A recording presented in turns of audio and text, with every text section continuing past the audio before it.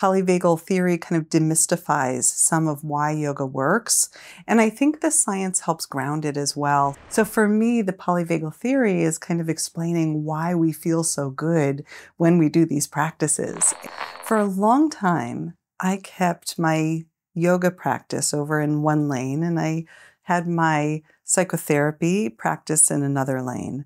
And for me, the polyvagal theory helped me bridge those two into one connected place. So I call it this intersection of science and soma, the body and soul. 9, 8, 7, 6, 5, 4, 3, 2, 1, 0.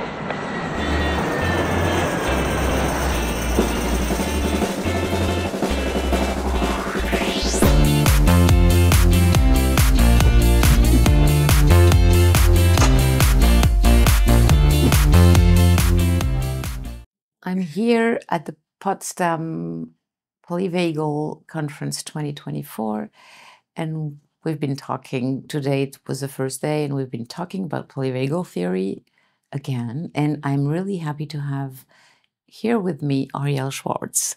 Arielle, thank you for being here with us and talking a little bit about well, your passion. I would say that. I think it's a passion, combining polyvagal theory and yoga and the trauma work also. It's really like a whole. Yes, yes. I think for such a long time, well, first of all, let me just say, I love spending time with you, Florence, and with Mark as well. And there's so much heart for me coming to the Polyvagal Institute events and the conferences and being with our partners. And it's just, every time it just feels like coming home. So that's the first, that before we go into anything else, it just feels like, my whole body relaxes being here. So, mine also. It's really this polyvagal family that Deb Dana is talking about. It's really what we are experiencing here, but also with all the people around the world that are connected to us through the internet. And that's incredible. It is incredible. There are so many people that have said, I've practiced with you on YouTube, or I took this course with you online, and we get to see each other in person. And I feel the same way. I'm meeting my teachers here in person. And so there's this collective sharing of knowledge in all directions, right? I think that it's, I think often we think about brainstorm or a hive mind, but for me, because polyvagal is so embodied, and I think even more so, the emphasis this year is very much on this embodiment, that it's beyond the concept or the science, but really the experience of and the felt sense of and embodiment of these principles that we're here to cultivate. And with that shared embodiment, there's actually this embodiment tank, right, of shared wisdom that evolves together from all of us. Yeah, and so you've Quantum Way has translated one of your course, a yoga course, polyvagal in yoga, and it's been a real success, and people who have taken it are really happy they could access to that. Maybe we can talk a little bit about why you come, what polyvagal brings to yoga and what yoga brings to polyvagal, maybe. The way I think of it is that polyvagal helps give this explanatory mechanism to what yogic practices provide us with. And I think we have that, the felt sense. Obviously, yoga has transcended thousands of years, and it gets passed on through tradition and practice and spoken and written word. But there's a way in which polyvagal theory kind of demystifies some of why yoga works. And I think the science helps ground it as well, so that we're not looking to, kind of place the teacher, the guru up here on high, and that somehow they're transmitting this experience to us. It helps us recognize that we all have within us the neurological and physiological mechanisms to experience deep peace, deep sense of safety, deep experience of both relaxation, but also excitement and joy and empowerment through these practices. And So for me, the polyvagal theory is kind of explaining why we feel so good when we do these practices. And not that we need the science to validate it because it's valid on its own, but there's a way in which it also helps ground it, right? That I'm no longer in some way going to think that it's the teacher that made me feel this way. I get to feel this way because it's in here. That's brilliant. Yeah. And what does yoga bring to maybe the polyvagal word or the trauma word, because Yes. it's also something you've worked a lot on. Yes. For a long time, I kept my yoga practice over in one lane, and I had my psychotherapy practice in another lane. And for me, the polyvagal theory helped me bridge those two into one connected place so that I am able to translate the way that the role that I play as a practitioner and the presence that I bring when I'm working with clients on trauma is the very same role that I experience when I'm teaching yoga. And it's the very same presence that I cultivate when I'm practicing yoga. And so they don't need to be kept separate. The latest book, the Applied Polyvagal Theory in Yoga book, is really about bringing together psychotherapy and the science of yoga, or the study of yoga, and the experience of polyvagal theory, the science of that. So I call it this intersection of science and soma, the body and soul. And it kind of helps ground this embodied spirituality where we don't have to also leave spirituality out of the psychotherapy exchange and out of trauma healing. And so many people, when we're healing from trauma, are looking for a deep sense of meaning and purpose, are actually seeking a deep understanding, not so much why the trauma happened, but how do I create a meaningful life in relationship to the traumas that I've experienced. And we need an element of soulfulness to help us drop into that deeper inner knowing. And so this book you're talking about, Applied Polyvagal Theory in Yoga, we're going to translate it. It's being translated. It will, I think, be released for the French speaking audience in France and many French speaking countries in 2025.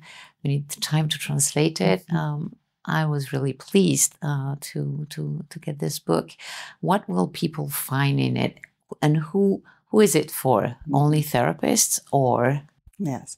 So the book is written for the practitioner, and that word practitioner can be anything from the yoga teacher, the psychotherapist, an individual who's bridging that gap. And quite honestly, I get a lot of feedback that because I write books in a very accessible manner, even the yoga practitioner will benefit from reading this book because you will understand how you might integrate these practices into your life, whether the practices are for toning the vagus nerve or neuromodulation, creating this deep sense of ease within your body and mind through simple breath practices or self-applied touch. And it also helps bridge that gap of I'm a yoga teacher, but I'm also a psychotherapist, and how do I put those together? And I spent months and months really contemplating how do I bring those two lanes into one embodied presence of the practitioner. And it really comes back down to that it's not a set of techniques that we're teaching to our clients, but it is our own presence that we build through the repetition of these practices, and that our clients can feel when we're in that ventral regulation, because our body is calm, our vocal prosody is communicating those signals of safety. And on top of the presence that it builds for us, we can then offer these same practices to clients that are interested in them. so that they can, between psychotherapy sessions, be strengthening that ventral vagal or calming axis of their own nervous system, and also be practicing deep restorative mindfulness and relaxation. And you talked about the vagal tone. Can you say a little more about that? Yes, I love that question. I think it's confusing for a lot of people. What does it really mean to tone the vagus nerve? What we're doing is we're creating a gentle stimulation of the vagus nerve, particularly where it comes close to the surface of the skin and works with other cranial nerves. So when you massage, for example, around the eyes, the ears, the jaw, the sides of your neck, when you work with certain eye movements or certain breath practices, we're actually creating this little stimulus into the vagus nerve. So the outcome of the vagal toning or the vagal tone is really a homeostasis, or it's a regulated autonomic nervous system, which means that we have a relative balance between our sympathetic and parasympathetic branches. We're not stuck in sympathetic. We're not just in parasympathetic, either relaxation or shutdown, but we have this flexible capacity to move between those states or upregulate or downregulate as we need to in order to come into this optimal state, which we call coherence. Coherence, I'm sure you are familiar with, is this concept that's measured by heart rate variability, but it basically is this very flexible and rhythmic nervous system state that facilitates mental clarity and the ability to take this mindful pause in stressful moments so that we don't just jump into reactivity, but we can be more mindfully responsive. Yeah. And what else can we find in this book? Because it's chunky. It's a heavy book, I would say. You know me. I'm a woman of words. I like to write a lot of words. No, one of the things that you'll find in this book is clinical examples, because I feel that my readers have been, and my trainees have been wanting more of an understanding of what does this look like. So I offer for each of the different segments of the book a clinical example or two to really get a sense of, that's what this can look like.